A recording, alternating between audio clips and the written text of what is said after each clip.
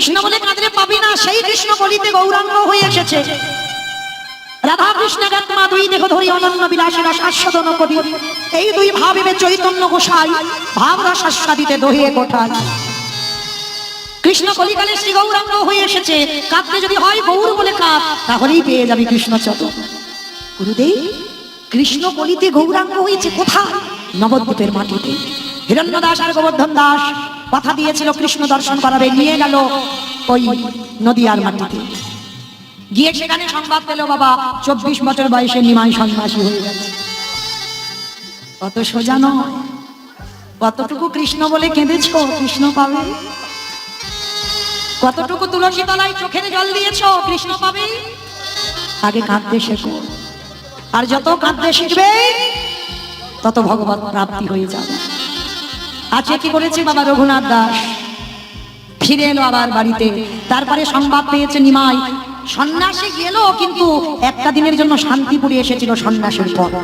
যখন হিরণ্য দাস গোবর্ধন দাস খবরটা পেয়েছি, রঘুনাথকে নিয়ে গেল আমার মহাপ্রভুর সঙ্গে দেখা করাতে। আর মহাপ্রভু যখন দেখা করাতে নিয়ে গেল, আর সঙ্গে সঙ্গে দেখেন অদ্বৈত আচার্যের ঘরে ভক্তদের নিয়ে প্রভু আমার হরি নাম করছে। কিরকম? রসে তনু ঢর ঢর গৌর কিশোর বর, রসে তনু ঢর ঢর গৌর কিশোর বর, রসে তনু ঢর ঢর আমারি গোনারি গোনা গোনা আই গৌরারি গোনারি গোনারি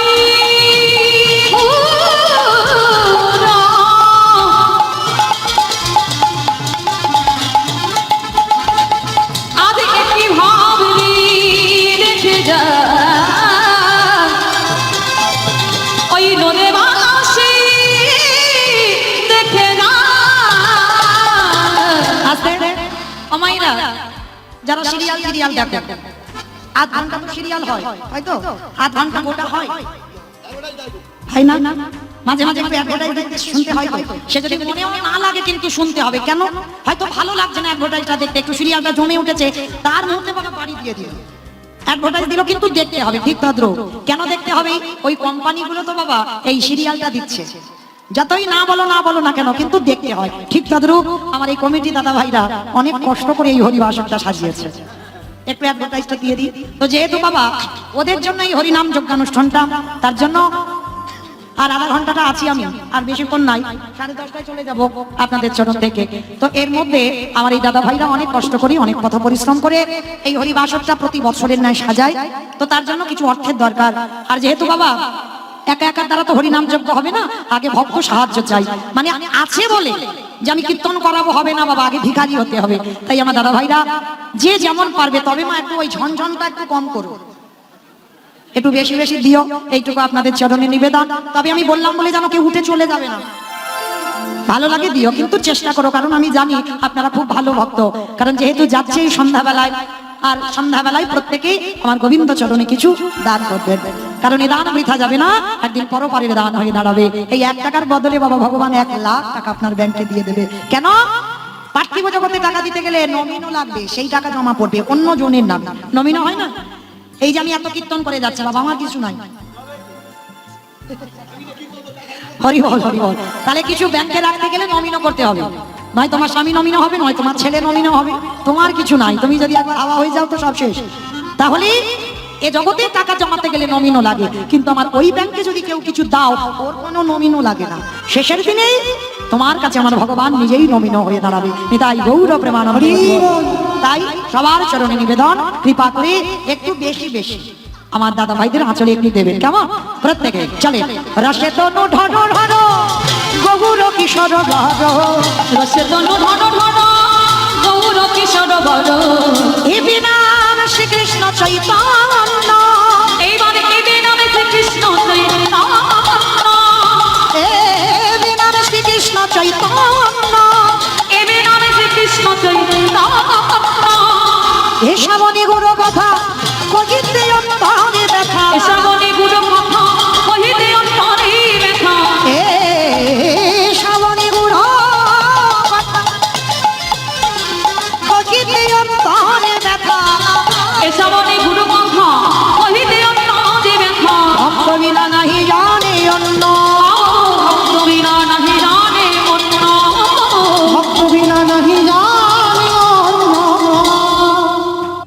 আমার মহাপ্রভু সন্ন্যাসের পরে ভক্তদের নিয়ে হরিনামে মেতেছে। আর সবার মাঝখান থেকে রঘুনাথ ওই যে জেনে গেছে কৃষ্ণকলিতে গৌরাঙ্গ, আর সবার মাঝখান থেকে ওই রঘুনাথ ছুটে গিয়ে একেবারে মহাপ্রভুর চরণে শুয়ে পড়ে দণ্ডবত। অত হাজার হাজার ভক্ত সবাই হাঁটু মাটিতে রেখে প্রণাম, আর শুয়ে পড়ে দণ্ডবত প্রণাম করেছে। মহাপ্রভু আমার যেই না চোখের দিকে তাকিয়েছে, দেখে বলেন বাবা বাবা, এই তো সেই মাটি যে মাটিতে আমি বীজ বপন করব। নিতাই চাঁদকে বলল, দাদা যাও, যে পাত্রে আমি প্রসাদ পাই ওই পাত্র থেকে একটু প্রসাদই নিয়ে তুমি আমার রঘুনাথকে একটু প্রসাদ দিয়ে দাও। কি গো মায়েরা, কৃপা হয়ে গেল। ভগবানের উচ্ছিষ্ট প্রসাদ পাওয়ার জন্য ভক্তরা লালায়িত। যোগীগণে যোগে পাই না, মণিগণ মণি পাই না, ধ্যানীগণে ধ্যানে পাই না, ব্রহ্মা ব্রহ্ম লোকে পাই না, শিব শিব লোকে পাই না, ইন্দ্র ইন্দ্র লোকে পাই না। আজকে রঘুনাথ প্রথম দর্শনে ভগবানের উচ্ছিষ্ট প্রসাদ পেয়ে গেল, কৃপা হয়ে গেল অর্ধে। বেশ কিছুদিন প্রভুর চরণ সেবা করে রঘুনাথ, এইবার মহাপ্রভু বললেন, রঘুনাথ আমি জগন্নাথ ধাম পুরী ধামে ফিরতে চাই। যাও, তুমি তোমার আদি সপ্ত গ্রামে তুমি তোমার বাবার বাড়িতে ফিরে যাও। না প্রভু, না, আমি তো বাড়িতে ফিরবো বলে আমি আসিনি। আমি তোমার চরণে থাকতে চাই, আমি তোমার চরণ সেবা করতে চাই। রঘুনাথ আমার মুখের উপরে কথা বলবে না, আর মর্কট বৈরাগ্য ধারণ যেন কোনোদিন না করো। মর্কট মানে কি? বানর। হনুমান হলো ত্যাগী, বানর হলো ভোগী। এটা মৌমিতা বলছে না বাবা।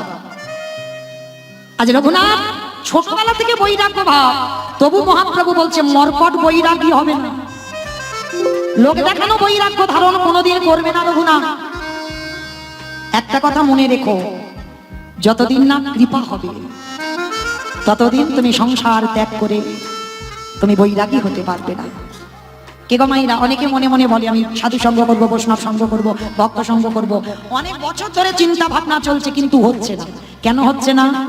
টাইম লাগবে, এখনো তোমার কৃপা হয়। আর কৃপা যেদিন হবে তোমাকে যেতে হবে না গুরু চরণে, গুরু এসেই তোমার কাছে ধরা দিয়ে দেবে। কৃপা যেদিন তোমার হয়ে যাবে। তাই রঘুনাথকে বলছে, রঘুনাথ ঘরে ফিরে যাও। ঘরে ফিরে গিয়েই পড়াশোনা করেছো, বড় হয়েছো, শিক্ষিত হয়েছো, বাবার জায়গা জমি দেখভাল করো, রাজত্ব দেখভাল করো, জমিদারি দেখভাল করো, তাতে তোমার মঙ্গল হবে। না প্রভু, আমার ওই জমিদারি ভালো লাগে না, আমার রাজ ঐশ্বর্য ভালো লাগে না। আমি যেটা বলছি রঘুনাথ তুমি সেটা করো। যাও, ফিরে যাও, আমার কথার উপরে কথা দিও না। যেদিন তোমার টাইম হবে সেদিন তোমাকে আসতে হবে না, আমি তোমাকে ঘর থেকে টেনে নিয়ে আসবো। বেশ, প্রভুর চরণে প্রণাম করে চলে আসছে রঘুনাথ নিজের ঘরে। নৌকায় উঠেছে, নৌকায় উঠে বলছে, দয়া একদিন না একদিন তোমার প্রত্যেকের এই ভব নদী পার হতে হবে, তাই না? কেউ চিরস্থায়ী নয়, ক্ষণস্থায়ী। মৃত্যু দরজায় দাঁড়িয়ে আছে, এই ঢুকবো বলে কথা। ও সবার বাড়িতে ঢুকবে বাবা, চিন্তার কারণ নাই। হ্যাঁ, মৃত্যু দরজায় আছে সেটা নিশ্চিত ভেবে যাও। আজ আছো, কাল নাই। তাহলে আজকের কীর্তন শুনছো, কালকে যে শুনবো এই গ্যারান্টিটা কিন্তু দিতে পারবে না। মানে এই যে রাত যাবে, এই রাতের মধ্যে যদি হার্ট একদম কালকে আর হবে, তাহলে যোগ এসেছে, হেলায় হারিও না।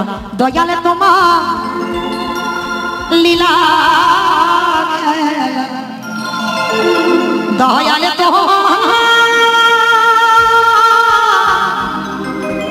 লীলা।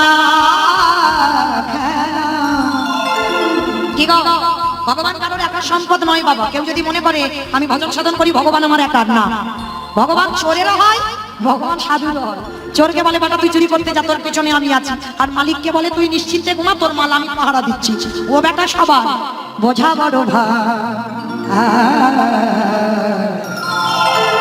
দিনের বন্ধু করুণা সিন্ধু বাবা কাশে মরা, দিনের বন্ধু করুণা সিন্ধু বাবা শ্যামরা।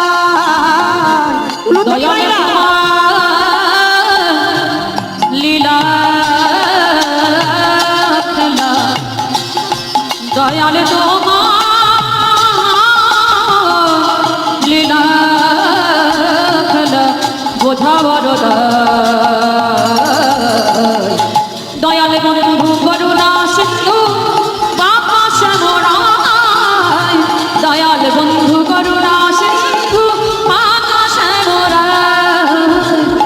তুমি তো সেই ব্রজের রাখাল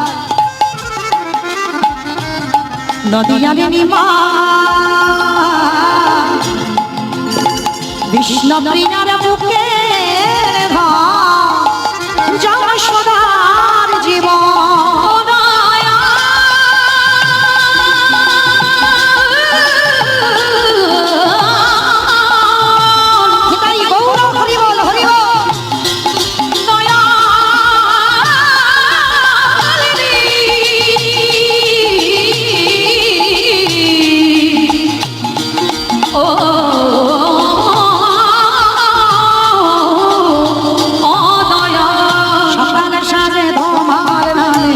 সকালে সাধি তোমার দয়াল সুখে সারিগা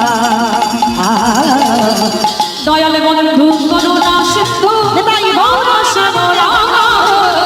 দয়ালে বন্ধু করুণা সিন্ধু মহাসাগর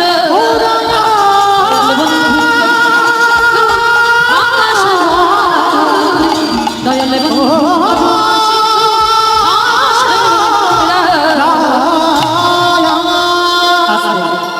রঘুনাথ বাড়িতে ফিরলো আর যেই না বাড়িতে ফিরেছে বাবা এখনো কৃষ্ণ নামের ভূত মাথা থেকে নামেনি।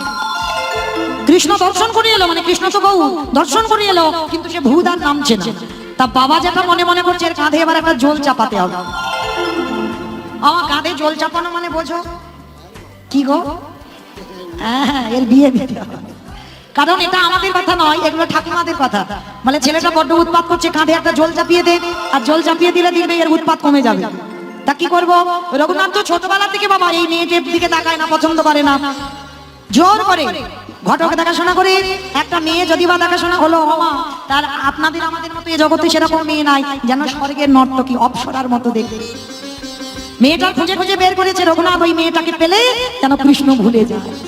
কিন্তু এখন যে সব থেকে রূপবান তাকেই যদি কেউ একবার ভালোবাসে, আর কারোর রূপ সেই নজরে পড়বে।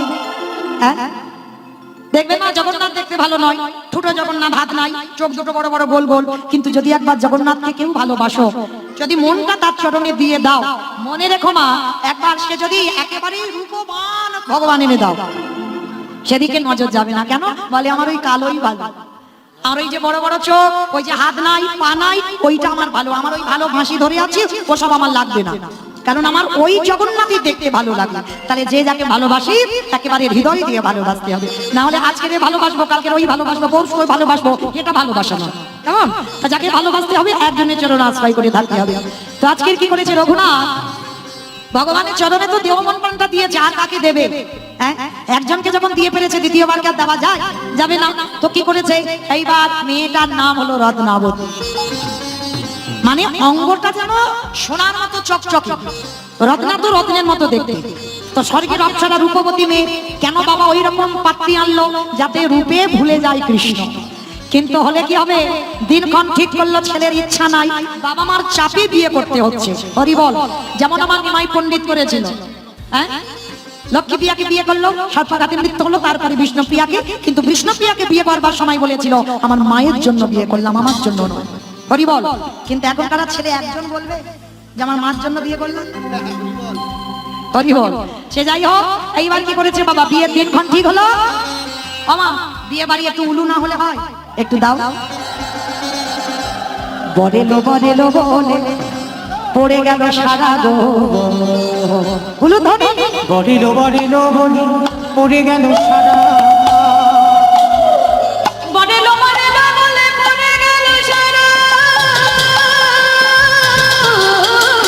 বরেলো বরেলো বলে পড়ে গেল সারা, ও বরেলো বরেলো বলে পড়ে গেল সারা, সারা প্রতিবেশী গণ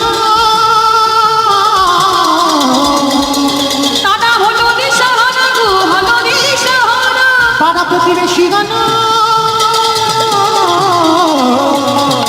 সবে হলো দিশাহারা গো, হলো দিশাহারা, ভাগে বাজে ঢোলক বাজে মাদলে নিল, ও ঢাকে বাজে ঢুলকে বাজে মাদলে দিব, ভাবতে বাজে ঢোলক বাজে মাদলের রঙ্গ, ঢাকে বাজে ঢুলকে বাজে মাদলে দিব, শঙ্খ ধ্বনি উলুধ্বনি আদে করে নারে গো, করে নারে গো, আনন্দ যার ধরে না, আনন্দ ধরে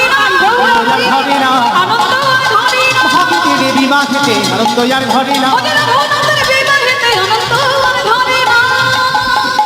শুভ দিন শুভক্ষণ শুভ লগ্নে বিবাহ সম্পূর্ণ হয়ে গেল। বিয়ে হলো, পরের দিন হলো কাল রাত্রি, তারপরের দিন হলো ফুলসজ্জার রাত। রঘুনাথ নিরজনে বসে বসে কাঁদছে। কি গো মাইরা, বিয়ে দিনে বউ ভাতের দিনে মেয়েরা কান্নাকাটি একটু করে কেন? এই যে বাপের বাড়ি থেকে সবাই যায়, কিছুক্ষণের জন্য দেখা হয়, চলে আসে। তবে মা এখনকার দিনে মেয়েরা আর কাঁদে না, অনেকবার যাতায়াত হয়ে যায়, তাই না? এখন আর কাঁদে না, কিন্তু তখনকার দিনে বাবা এই বউ ভাতের দিন যখন বাপের বাড়ির লোকজন চলে আসতো, পাগলের মতো কাঁদতো। কেন? একাকী হয়ে গেল, তাই না? এই জন্য কাঁদে। তাহলে প্রত্যেকটা মেয়ে বাসর ঘরে কাঁদে, কিন্তু আজকের জিনিসটা একেবারে উল্টে গেছে। বাসর ঘরে এক কোণে বসে রঘুনাথ কাঁদছে। কি গো, সে মেয়ে কাঁদবে কোথায়? ওদিকে বর বসে বসে কাঁদছে। আচ্ছা মা বলো তো দেখি, ওই ফুলসজ্জার রাতে যদি কারো স্বামী বসে বসে কাঁদে, কি বুঝবে? বউ পছন্দ হয়, নিশ্চয়ই প্রেম টেম করা আছে, তাকে পাইনি বলে বাবা জোর করে দিয়ে দিয়েছে, ওই জন্য কান্নাকাটি করছে। কিন্তু না, রঘুনাথ তো তেমন ছেলে নয়। এইবার রত্নাবতী চরণে প্রণাম করে প্রশ্ন করলো, একটা কথা মনে রেখো স্বামী, আমি তোমার বউ নয়, আমি তোমার স্ত্রী নয়, আমি তোমার সহধর্মিণী। এতগুলো মেয়ে আছে, আমরা তো বউ হয়েছি, আমরা স্ত্রী হয়েছি, আমরা সহধর্মিণী নয়। সহধর্মিণী তাকে বলে স্বামী ধর্মের কাজে যিনি সাহায্য করে। স্বামী অসৎ পথে যাবে, তোমাকে টেনে আনতে হবে সৎ পথে, তোমাকে তৈরি করতে হবে, তাকে কৃষ্ণ ভজনের পথে ঠেলে দিতে হবে। আর যদি না পেরেছ, তো তাহলে বাবা তুমি বউ হবে, স্ত্রী হবে, তুমি সহধর্মিণী নয়। মর্তের মাটিতে সতী অনুসুবা জগৎকে স্বামী সেবা করে মহাসতী হয়ে দেখালো। একটাই মন্ত্র ছিল, ওম পতি পরমেশ্বরায় নমঃ। আর দ্বিতীয় কোনো মন্ত্র নয়, এই মন্ত্র জপে ব্রহ্মা বিষ্ণু মহেশ্বরকে সন্তান রূপে পেয়েছিল। তাহলে একটা মন্ত্র, ওম পতি পরমেশ্বরায় নমঃ। তবে বাবা একটা কথা বলি, শুধু মেয়েরা স্বামী সেবা করে সতী হবে, কিন্তু স্বামীদের তো তেমন হতে হবে। অনুসুবার স্বামী অত্রিমণিটা কেমন ছিল সেটা তো দেখতে হবে। তো আজকের ওই রাতের অন্ধকারে রত্নাবতী বলেছিল, বলো তুমি কার জন্য কাঁদছো, কার জন্য তুমি এত কষ্ট পাচ্ছ, আমায় বলো, আমি তোমাকে তার কাছে পাঠিয়ে দেবো। পারবে না, পারবে না রত্নাবতী, জীবনে তুমি পারবে না। স্বামী তুমি আমায় চেনো না, একটা কথা মনে রাখো। আচ্ছা আগে বলো তো দেখি, তোমার সঙ্গে আমার বিয়েটা হয়েছে কেন? রত্নাবতী বলল, তোমাকে কৃষ্ণ ভোলাবার জন্য। বাহ, তার মানে তুমি জেনেই আমায় বিয়ে করেছো? হ্যাঁ, কিন্তু আমি কেন তোমাকে কৃষ্ণ ভোলাতে যাচ্ছি? তুমি আমায় চেনো না স্বামী, বলো তুমি কার জন্য কষ্ট পাচ্ছ? এই রাতের অন্ধকারে আমি নিজে তার কাছে তোমাকে পাঠাবো। পারবে না রত্নাবতী? বললাম তো পারবো, তুমি একবার তার নামটা বলো। রত্নাবতী ভেবেছিল অন্য কোনো নারীর নাম বোধহয় বলবে, কিন্তু কোনোদিন ভাবেনি রত্নাবতীর স্বামী রঘুনাথ আজকের এই কথাটা বলবে। রত্না, ত্রিসত্য করো, আজ ফুলসজ্জা রাতে প্রত্যেকটা নারী তার স্বামীর কাছে যায়, আমি স্বামী হয়ে তোমার কাছে চাইবো, তুমি দিতে পারবে? রঘুনাথের কথা শুনে বলেছিল, পারবো। বলো তুমি কি চাও, দাও। এই রাতের অন্ধকারে এই ঘর থেকে বের করে আমাকে কৃষ্ণ চরণে পাঠিয়ে রত্নাবতী গো।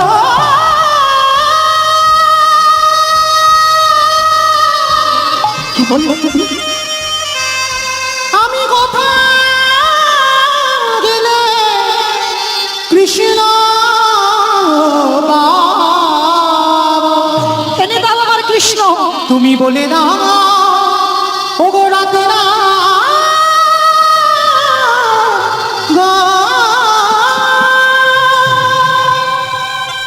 যেই না এনে দাও কৃষ্ণ, রত্নাবতী চরণ দুটো ধরে কেঁদে বললেন, বেশ, যত দুঃখ কষ্ট আমি পাবো, কিন্তু এই রাতের অন্ধকারে তোমাকে চিরজনমের মতো বিদায় দেবো।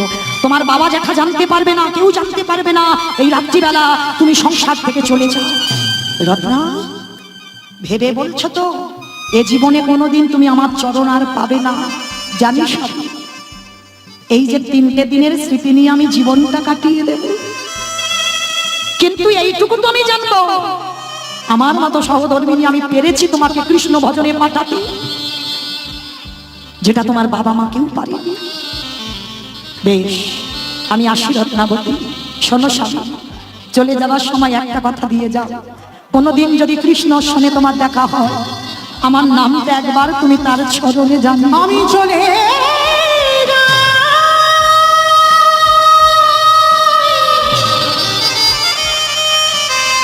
আমি কোনো দিন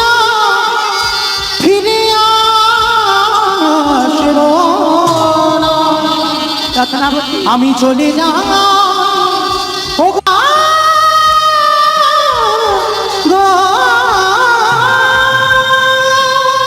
চলে যাচ্ছি রত্না, আর তোমার সঙ্গে আমার দেখা হবে। আমার জীবন নদীর তুমি ভালো থেকো, নাইয়া, আমার জন্য কেঁদো না, কৃষ্ণ বলে কেঁদো। আমার ভাবের খেলা সঙ্গ হলে না, দিও পার করিয়া আমার জীবন নদীরে নাইয়া। আমার জীবন নদী নাইয়া, আমি চলে যাচ্ছি গো, তুমি ভালো থেকো। ভবের খেলা সঙ্গ হলে গো, ও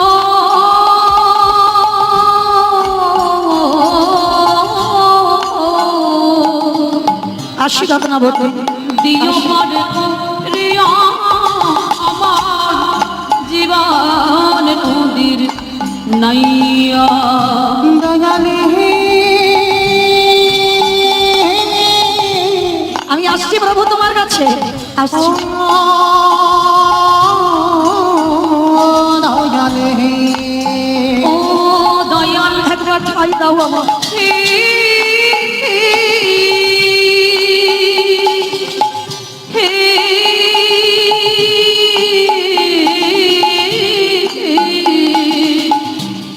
ওরে ও দয়াল হে, এই কামনা বাসনার হাতে বুঝি বেঁধেছিলাম বাসা, এই কামনা বাসনা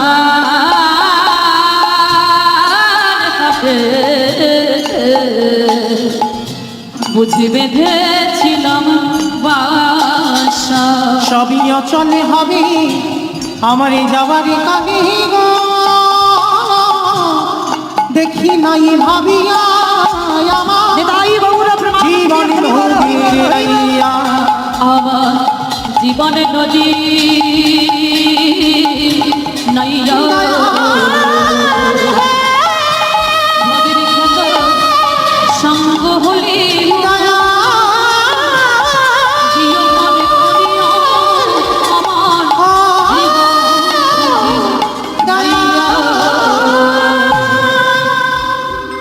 চিরজনমের মতো রত্নাবতী বিদায় দিল স্বামীকে, ছুটে চললো জগন্নাথ ধাম, পুরী ধাম। পরের দিনে বাবা খবর পেল যে রঘুনাথ পুরী ধামে আছে। ছেলেকে আর তো ফিরিয়ে আনতে পারবে না বাবা, ছেলে যেখানে গিয়েছে। বাধ্য হয়ে বাবা জ্যাঠা অর্থ, বস্ত্র, অন্ন, ব্যঞ্জন যা যা দরকার এই সপ্তগ্রাম থেকে পুরী ধামে পাঠাতো। আর রঘুনাথ ওই বাবা জ্যাঠা পাঠানোর জিনিসগুলো ভক্ত সেবা দিত, অর্থদান, বস্ত্রদান, বৈষ্ণব সেবা রঘুনাথ পুরী ধামে করত। এই জায়গাটা একটু খুব দামি কথা বলবো বাবা, একটু শুনতে হবে। প্রতিদিন ওই বাবা জ্যাঠার পাঠানো অর্থ রঘুনাথ পুরীতে দান করে, কিন্তু এতে আমার মহাপ্রভুর পছন্দ নয়। কেন পছন্দ নয়? একটা কথা মনে রেখো মা, কারোর যদি কিছু দিতে হয় ডান হাত দেবে, বাম হাত যেন জানতে না পারে। যদি বলবেন বাবা এটা মৌমিতা জ্ঞান দিদি বড় বড় কথা বলে যাচ্ছি, এটা আমার মহাপ্রভু রঘুনাথকে শিক্ষা দিয়েছেন। ওর বাবা জ্যাঠা অন্নদান, বস্ত্রদান, অর্থদান করে বলে ওর বাবা জ্যাঠার বড় অহংকার। দেখবেন বাবা আছে স্টেজ তৈরি করে না, আর স্টেজের উপরে উঠে অনেকে বাবা নাম ধরে ধরে, যারা গরিব দুঃখী তাদের নাম ধরে ধরে স্টেজে ডাকে, কম্বল দান করে, বস্ত্র দান করে, অর্থ দান করে, করে না? কিন্তু মনে রেখো এটা দান নয়, এইটা সেই মানুষটাকে অপমান করা হয়। কেন? সবার সামনে ডেকে বাবা তার নাম ধরে সবাইকে চিনিয়ে দেওয়া হচ্ছে ও গরিব, ও খেতে পায় না, ও পড়তে পারে না। দিতে যদি হয় রাতের অন্ধকারে কাউকে কিছু দিয়ে এসো, লোকালয়ে কেউ জানার প্রয়োজন নাই, যে জানবার সেটাও জানবে আমি দান করেছি কি করিনি। তাহলে লোকের জানার প্রয়োজন নেই, যাকে জানাবার দরকার তাকে জানিও, কিন্তু কাউকে ডেকে অপমান করার অধিকার তোমার নেই। এটা মহাপ্রভু বলছে, রঘুনাথ যে পুরীতে ওই বৈষ্ণব সেবা, অর্থদান, বস্ত্রদান, এটা আমার পছন্দ নয়, এটা আমি পছন্দ করি না যে আমার রঘুনাথ এইরকম করুন। রঘুনাথের কানে গেল, আর যেই না গেল রঘুনাথ বাবা জ্যাঠাকে খবর পাঠালো যেন কে আমার জন্য পুরী ধামে কিছু না পাঠায়, আর যদি পাঠায় সমুদ্রে সব ফেলে দেব। মহাপ্রভুর বাক্য শিরোধার্য করলো, রঘুনাথ কিছু আর নেয় না, তাহলে কি করে খায়? ওই পুরী ধামে দাঁড়িয়ে দাঁড়িয়ে ভিক্ষা করে। ভাবছেন জমিদারের একটা ছেলে, একমাত্র সন্তান, যার কিছু অভাব নেই, সে পুরী ধামে দাঁড়িয়ে দাঁড়িয়ে ভিক্ষা করে। মহাপ্রভু স্বরূপ দামোদরকে ডেকে বলেছিল, স্বরূপ তুমি রঘুনাথকে গিয়ে খবর পাঠাও, ও যে লোকের দাঁড়িয়ে দাঁড়িয়ে ভিক্ষা করে খায়, এটাও আমার পছন্দ নয়। রঘুনাথ সেটাও ধার্য করলো, আমার গৌরহরি যদি চায় না তো আমি কারোর বাড়িতে ভিক্ষা করবো না। এইবার কি করবে? আনন্দ বাজারে গিয়ে কাঙালের মতো বসে থাকে। আনন্দ বাজার চেনো তোমার? যেখানে মহাপ্রসাদ বিক্রি হয়, জগন্নাথের মহাপ্রসাদ ভিতরে গিয়ে দেখেছেন অনেক অন্ন ব্যঞ্জন সবজি বিক্রি হয় না, জগন্নাথের প্রসাদ, ওইটার নাম হচ্ছে আনন্দ বাজার। ওই রঘুনাথ চুপটি করে বসে আছে। তাহলে খাই কি? যে প্রসাদীগুলো বিক্রি হয় না, হয়তো রাত হয়ে গেছে, কেউ নেবে না, কিনবে না, ওই প্রসাদ একটু রঘুনাথকে দিয়ে যায়।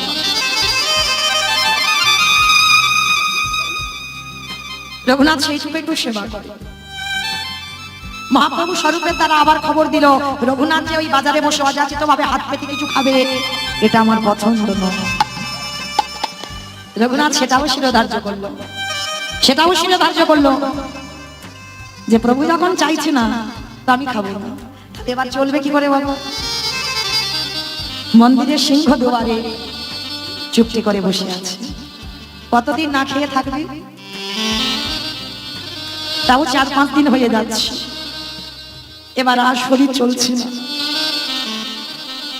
বড় কষ্ট হচ্ছে, বড় জ্বালা, বড় যন্ত্রণা, আর খিদে জ্বালায় মা ওই নালা দিয়ে ভেসে যাচ্ছে জগন্নাথের একটু পচা গলা প্রসাদ।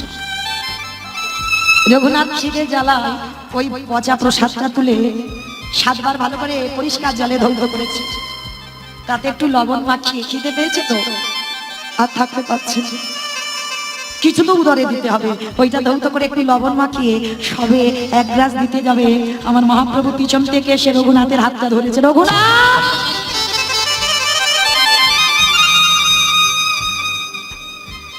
আমায় দিবি না? গৌরী, এ তো পচা গলা প্রসাদ, এ তো পচে গেছে, নষ্ট হয়ে গেছে। এই বোকা, প্রসাদ কোনোদিন পচে? প্রসাদ কোনোদিন পচে না। প্রসাদ প্রসাদই থাকে, আর সেটা যখন ভক্ত উচ্ছিষ্ট করে দেয় সেটা মহাপ্রসাদ হয়ে যায়।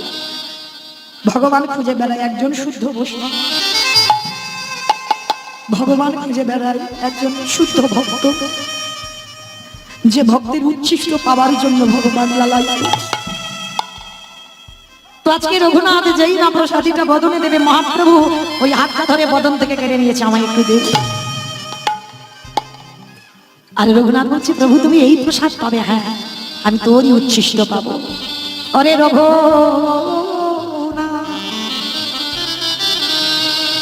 আমি একবার মনে করে যেদিন প্রথম তোমার সাথে আমার সাক্ষাৎ হলো, সেদিন আমার উচ্ছিষ্ট প্রসাদ আমি তোকে দিয়েছিলাম। আমি জানতাম তুই একদিন আমার শুদ্ধ ভক্ত হবি, তাই দে রে রঘুনাথ, আজ তোর ওই উচ্ছিষ্ট প্রসাদ আমায় দে। ওরে রঘুনাথ,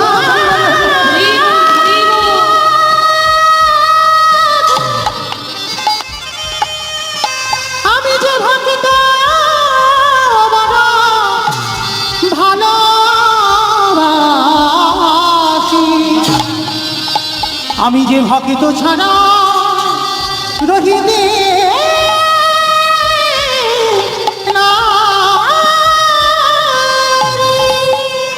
রঘুনাথ আছাড় খেয়ে বললেন, মহাপ্রভুর হৃদয়ে মহাপ্রভু বললেন রঘুনাথ আজ আমি তোকে যাচাই করে দেখে নিলাম সত্যি তোর আজকের বৈরাগ্য এসেছে আয় আয় আয় ওরে আয় একবার আমার হৃদয়ে আয় মহাপ্রভু ছুটে গিয়ে রঘুনাথকে বুকে জড়িয়ে ধরে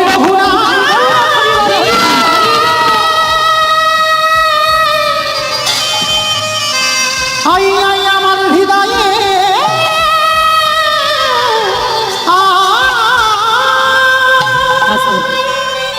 মহাপ্রভু বললেন বলো রঘুনাথ তুই কি চাস হে দয়াময় আমার মনে বড় আশা আমি বৃন্দাবনে রাধা গোবিন্দের যুগল দর্শন পাবো মহাপ্রভু বললেন ওরে রঘুনা ওরে যাও যাও ওই রাধা কুণ্ডে তীরে চলে যাও যে রাধা কুণ্ডের দিক থেকে উৎপত্তি সেই রাধা কুণ্ডে গেল রঘুনাথ সারাদিনে বসে বসে আজ নয়ন জলে রাধে রাধে বলে রাধে গো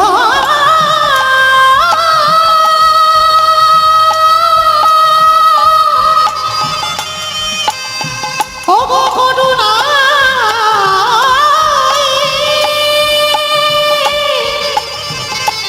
একেবারে কৃপা করো আজ রঘুনাথে আমার নয়ন জলে বোধ ভাষায় ধোলারে পড়ে পড়ে হরিবল হরিবল রাধে বলে কাঁদে পোখার রোগ আর থাকতে পারল না আমার প্রেমময়ী করুণাময়ী রাধা রঘুনাথ ধোলার পরে শয়নে আছে আমার রাধা রানী এসে উড়ানিটা নিয়ে রঘুনাথের আড়াল করে আছে ওরে রঘুনা হরিবল হরিবল ওরে জগতে সবাই আমায় ডাকে বটে তোর মতো চোখের জলে ভেসে আমায় কেউ ডাকে না ওরে রঘু রঘু রে রঘুনাথ পিছনে তাকিয়ে বললেন কে তুমি সে কি রে যার জন্য এত পাগল আমি তো তুই সেই রাধে তুমি বল কি চাস রঘুনাথ বললেন রাধে গো, আমি তোমাকে একা দেখতে চাই না তুমি কৃপা করি একেবারে যুগল রূপে দাদা রাধারানী বললেন রঘুনাথ তোর মতো বৈরাগ্য তোর মতো ভজন সাধনে জগতে কারণ নাই আজ তোরে ভক্তিতে সন্তুষ্ট হয়ে আজ আমি যুগলে দাঁড়াইলাম রঘুনাথ প্রকৃত তোর বৈরাগ্য হয়েছে রাধা গোবিন্দ যুগলে দাঁড়ালেন ভক্তগানে উলুধ্বনি হরিধ্বনি দিয়ে আজ নয়ন ভগে ওই রাধা গোবিন্দে ওই রাধা গোবিন্দে আজ যুগল মাধুরীর দর্শন কো কেমন ভাগে দয়া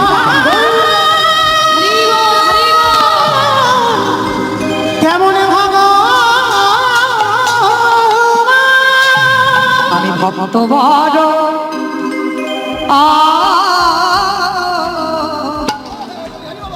ভালো বাসি আমি ভক্তবার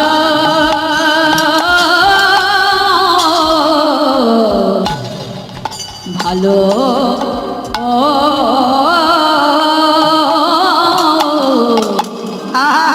ভালোবাসি তাই তো যুগে যুগে ছুটে আসি আমি ভক্তবার